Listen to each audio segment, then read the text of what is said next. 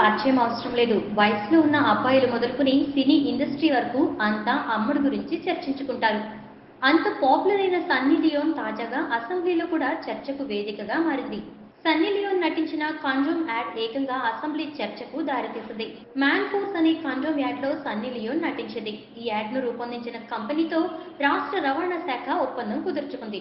ఇంకేముంది, రాష్ట్రంలో తిరిగే బస్సుల్లో సన్నీ నటించిన హాట్ సీన్లతో కూడిన యాడ్స్ బస్సులో ప్రసారం అవుతున్నాయి.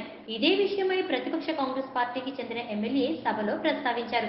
ఈ యాడ్ ను ప్రసారాలను తక్షణమే నిలుపుదల చేయాలని ఆయన డిమాండ్ చేశారు. బస్సుల్లో విద్యార్థులు, సామాన్యులు, మహిళలు అందరూ ప్రయాణిస్తుంటారు. అలాంటి సమయంలో ఈ కండోమ్ యాడ్ ప్రసారం చేయడం ద్వారా ఏం సందేశం ఇవ్వదలుచుకున్నాం? గోవా ప్రజలు ఈ చర్యలను ఏ విధంగా చూస్తాయి? అతిథులు ఎవరైనా మన రాష్ట్రం గురించి ఏమనుకుంటారు అంటూ తక్షణమే ఈ కండోమ్ యాడ్ ప్రసారాన్ని నిలిపివేయాలని కోరారు. ఈ వీడియోపై మీ విలువైన కామెంట్స్ ని మాతో షేర్ చేసుకోండి. అండ్ ఇంకో విషయం, సబ్స్క్రైబ్ చేయడం మర్చిపోకండి.